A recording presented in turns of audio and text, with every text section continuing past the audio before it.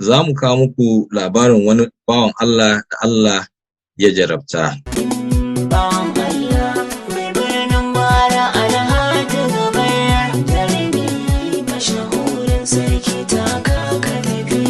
Wasu mutane da ba a san ko su wane ne ba suka watsa mishi ruwan batir.